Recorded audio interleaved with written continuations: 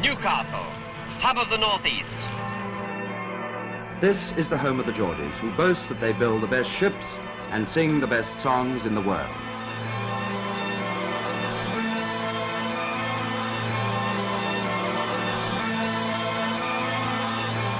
Well, I didn't realise there were so many hippie-type people in Newcastle. It rather amazed me.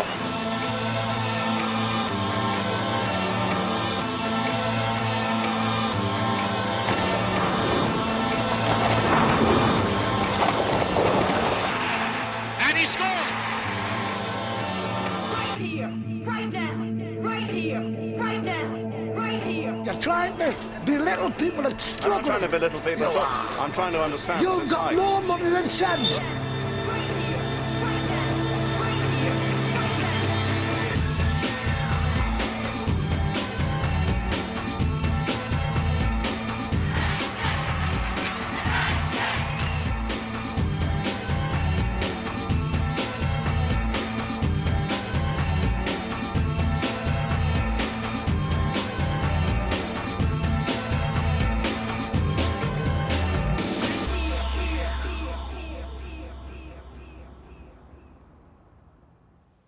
The charm of Newcastle lies in its virility. The four great bridges overriding the city, the busy station set close by the castle which gives the town its name. Yes, virility with a capital V, that's Newcastle. The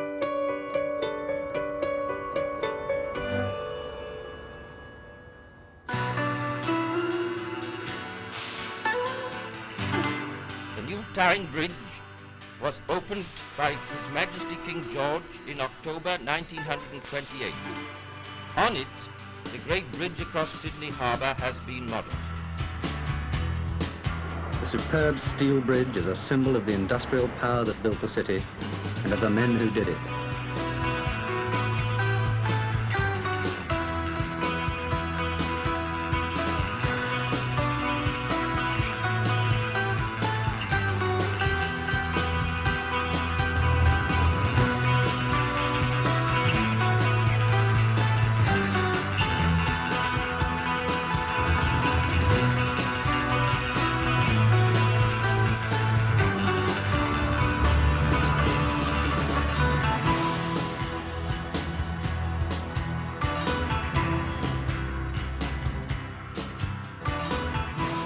We can next contrast the height of this magnificent bridge with the lowly swing bridge, which we see in the act of opening to admit shipping to pass through.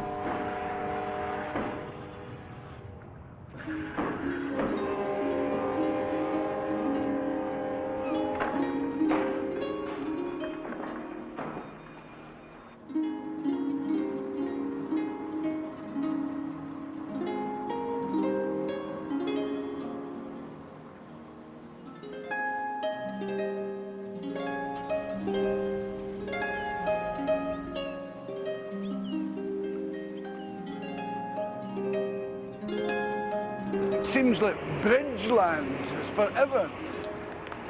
It's lovely, lovely, lovely. Now this is the newest one over here. It's called the Millennium Bridge and it's designed to look like an eye. The top is arched like so and the bottom bit comes up to let things under it and then, so it's like an eye opening and closing. That's the sort of thought behind it, which is rather lovely, I think. Spencer's installations usually take place at dawn, so from now on he'll be thinking about the light and where to put all the naked people.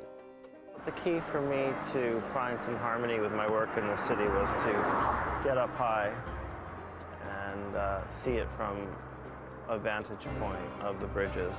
Once I was on top of the bridges, I saw what I wanted to. I saw this sort of dreamland, a city that was tunnels and pipes and bricks and rooftops. Then I became fascinated and enthralled that I was working here. A little bit quicker. Now slow down a little. This is beautiful.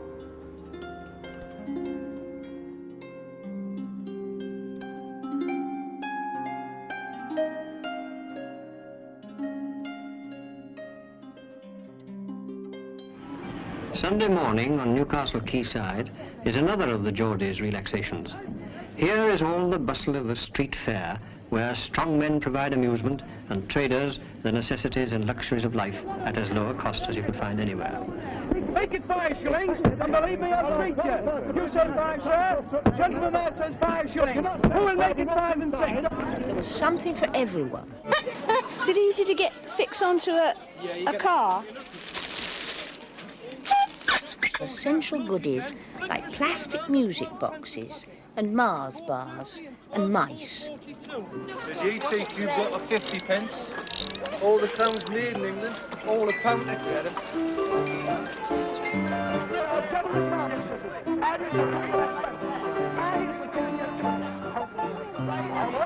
Thanks. I'm the cheapest in the business.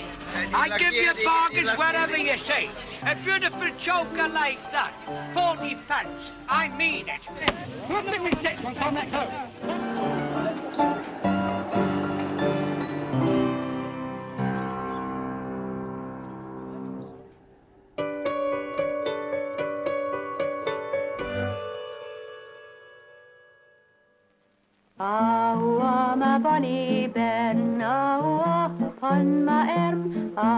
The face of Newcastle has changed since this ballad was first sung over 100 years ago.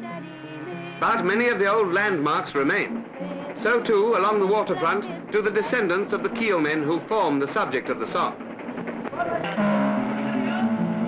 You've really got your daddy's chin. You are like him, leg and wing. And with pleasure can he sing, since there belongs me Johnny. Johnny is a clever lad, last night he fuddled all he had. This morn he wasn't very bad, he looked as blithe as Johnny.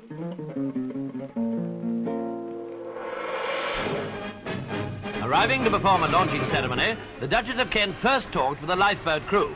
Then the launch at Walker on Tyne. I name this ship World Harmony. May God bless her and all who sail in her.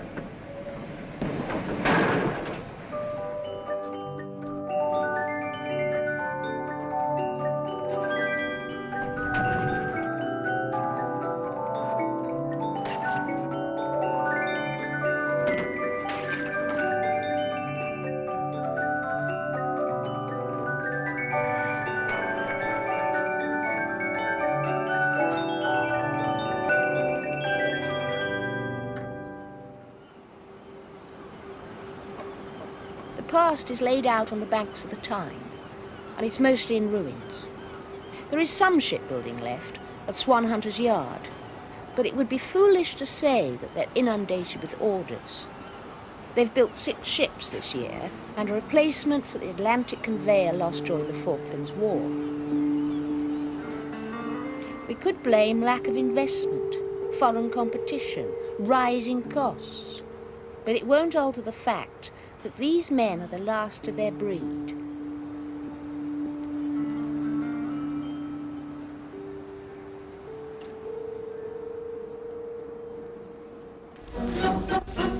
The River Tyne is full of interest and is noted for its many bridges and numerous industrial activities. This is a typical day on the quayside. Here we see a general cargo unloading, and we're fortunate enough to strike a consignment of tea, our national beverage, on its way to Algernon Road, the home of Ringtons Limited, the tea merchants. The vans are here seen ready to start their day's journey. As they move off, it seems as if each horse is eager and proud to distribute its aromatic load.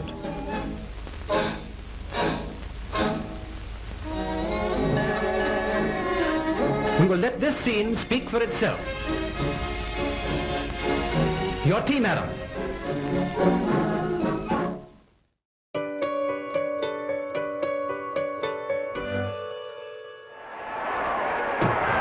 Today, the Northerners extend to the President the freedom of the city of Newcastle. The President touches Geordie hearts when he opens his speech of thanks with the Tyneside football war cry. How are the lads? Wanted to start immediately. Toaster claggers can warmer, bidden consultant or fish fryers butterbugger. So it's chat as a piece from Scott Dobson and keep a hat.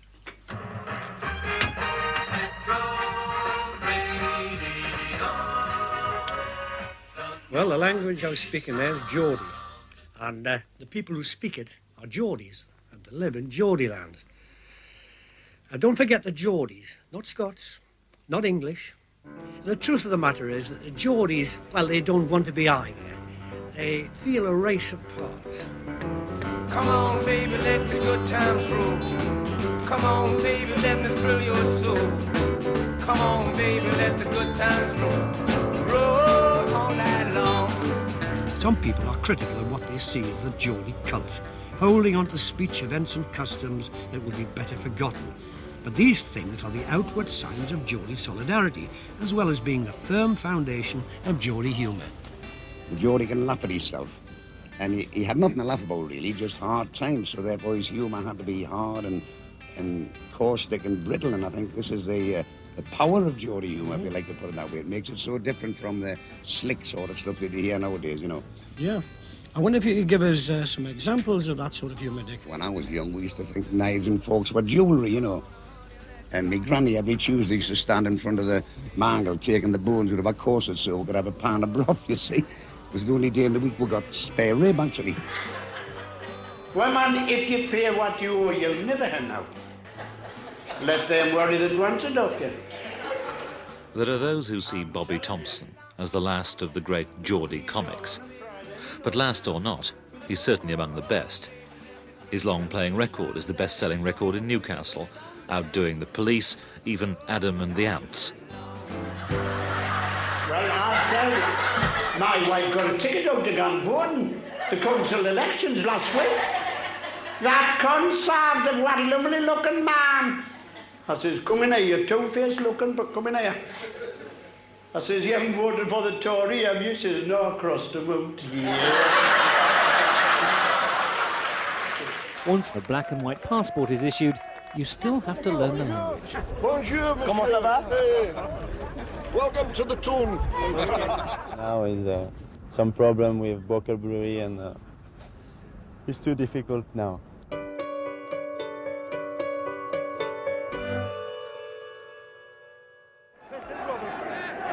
You're not talking about a football club, you're talking about a way of life. In a depressed area, the people need something to cling on to, and this is a depressed area. Everything's affected by Newcastle United, everything. And as a man who owns his own company, I can show my workers on a Monday, without even going down and looking at the results, I can tell you whether Newcastle has won or not. And Jack Milburn headed through.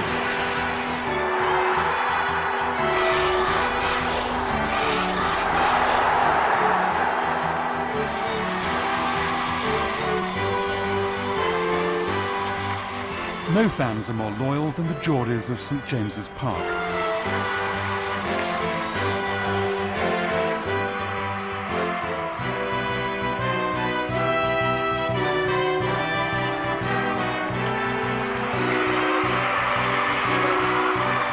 For football, there's something here that you can't create in many places in the world. There's a passion and an understanding of football. The people of Tyneside have a strong Christian faith, which is just as well. They face a new and grave challenge to their beliefs. Newcastle United have been relegated. Despite the adversities and disappointments which we have sustained through the misfortunes of our football team, Newcastle United, we may not turn aside from them, but remembering their past glory, we may support them until that glory is regained. As a true supporter with other supporters, we believe that despite the troubles, there is an afterlife. And while they may sojourn for a while in purgatory, they will rise again, and we shall rejoice with the saints. The winning goal was the perfect execution for an evening of promotion party. A year in the Championship wilderness ending in fine style. We are back where we belong.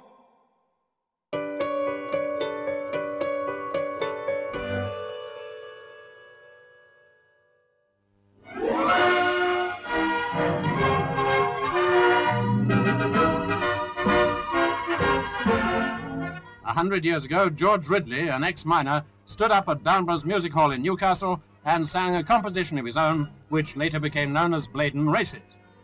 Mr. Gatescore was there to join the song's centenary celebrations. The occasion called for a queen, and Sheila McFarlane was chosen.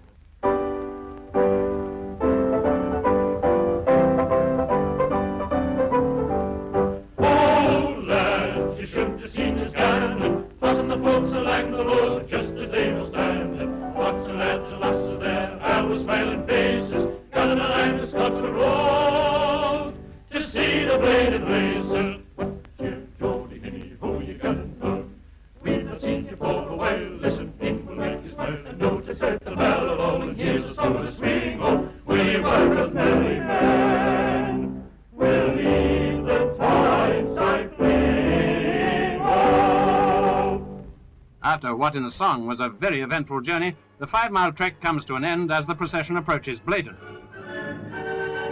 But the bookies are there for serious business. 100 years ago, only one horse turned up for the scheduled start. Fortunately, it was different this year.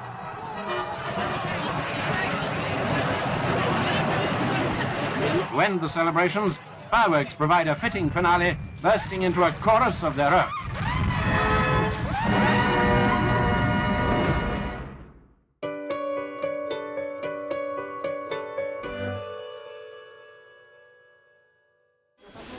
The Kingdom of the Three Rivers, Tyne, Wear and Tees, has known hard times.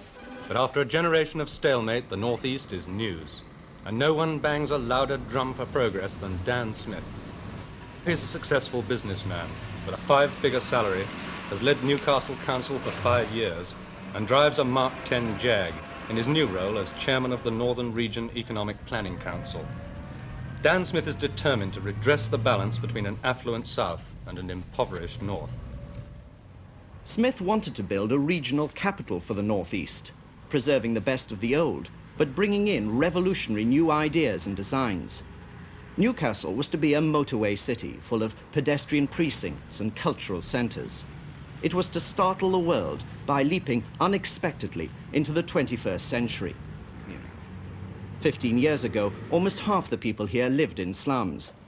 Dan made it his job to knock them down.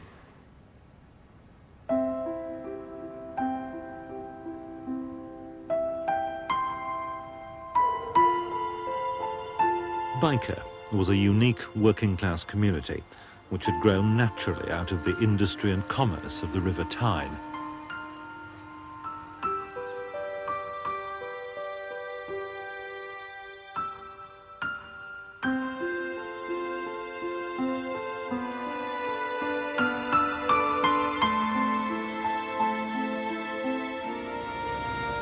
I've always lived in Byker. And my mother used to live in the next street. It used to be a nice street. Oh, I wish I was out of it now. Nothing to look at now. The old working-class community was a friendly jumble of terraces. Then the cold graveyard wind of demolition blew all that away, bringing the promise of a better, brighter place to live.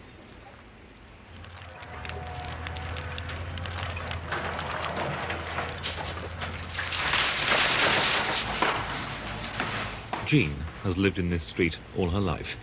The memories still crowd round her. My granddaughter was born and my husband died here. There's a lot of happy memories in this house, which there won't be when I get a new house. It's going to be all new and strange. The Byker scheme, bold, imaginative, it was to sweep away the dour terraces and replace them with an environment that was light, colourful and alive with the breath of gardens and trees.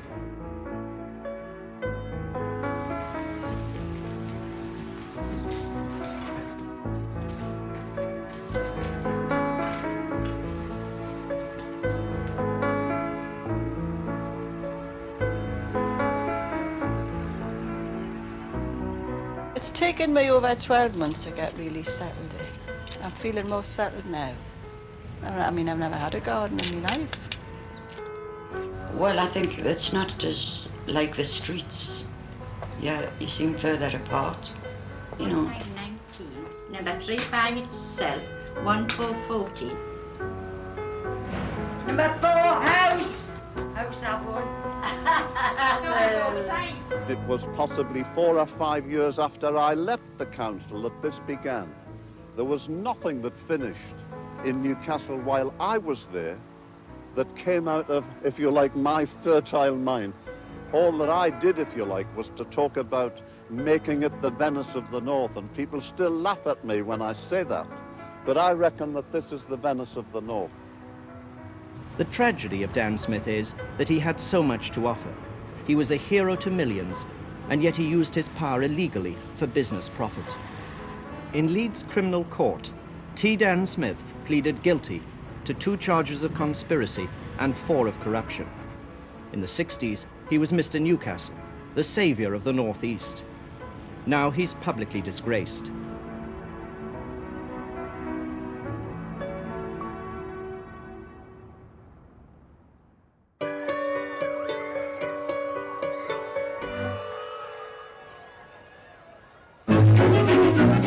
One afternoon a week at Newcastle on Tyne sees dozens of girl war workers and shop assistants learning to play tennis. Instruction is in the capable hands of the county captain of Durham, Miss Doris Davison. They get a good grip on the game and appear to be thoroughly enjoying themselves.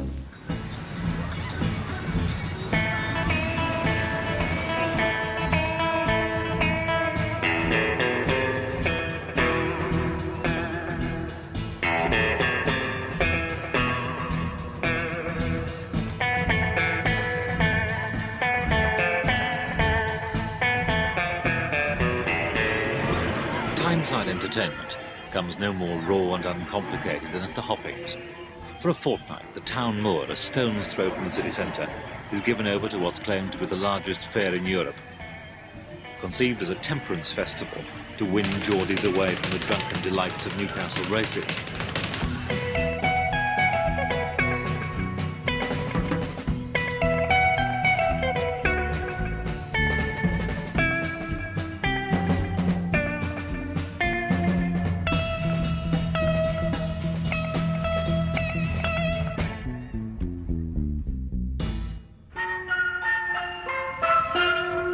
These men aren't delivering a bulk order of cornets and wafers. They are, quite simply, the coolest property in the record business.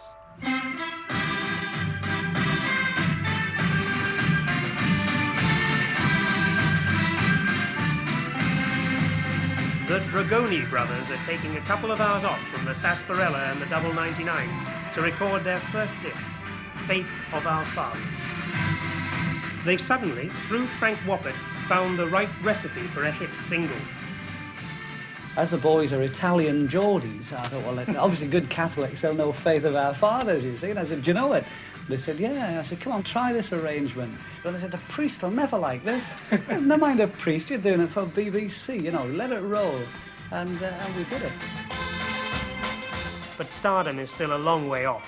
And in the meantime, there's a business to run. After a 2-hour session licking the product into shape, the Dragoni brothers are off on the road again, not quite in the usual pop group sense.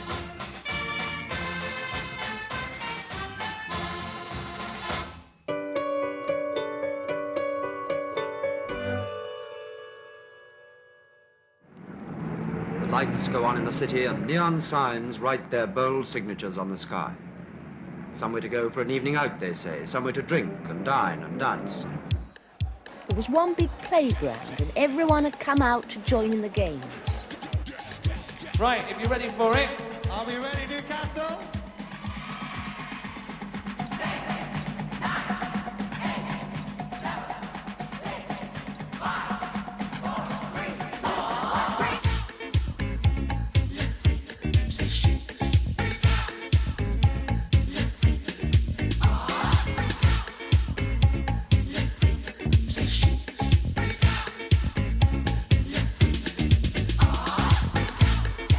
It's a scene that's absolutely unique, anywhere that I've ever seen. And coming into a policing area like this, I mean, they come down in fancy dress and all sorts. And when you see them down here on a Friday and Saturday night, in that fancy dress, absolutely anything, you know, I'd be amazed what they come up to. They're simply out for pleasure. Simply out for pleasure to have a good time. And if they're out to have a good time and go home, who are we to say otherwise? We're quite happy. If they brought national service back for some of these kids, they would be better off because there wouldn't be string to the mother's apron strings. When I was young and I was working, I used to have to bring my wage packet in unopened. And then my mother gave us what she thought was fit.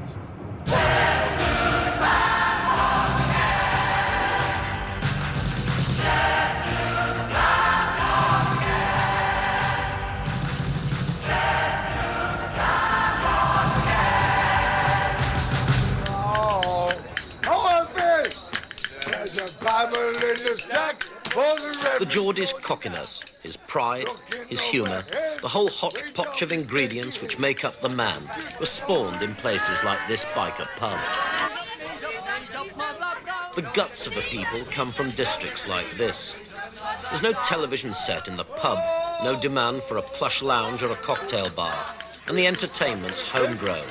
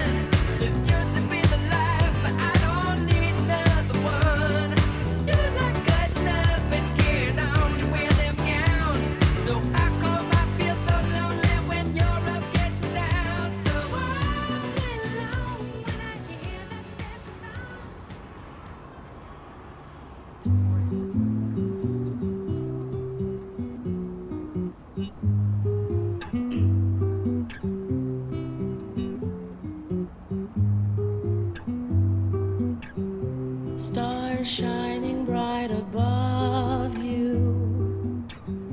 Night breezes seem to whisper, I love you. Birds singing in the sycamore tree. Dream a little dream of me. Say nighty-night and kiss me.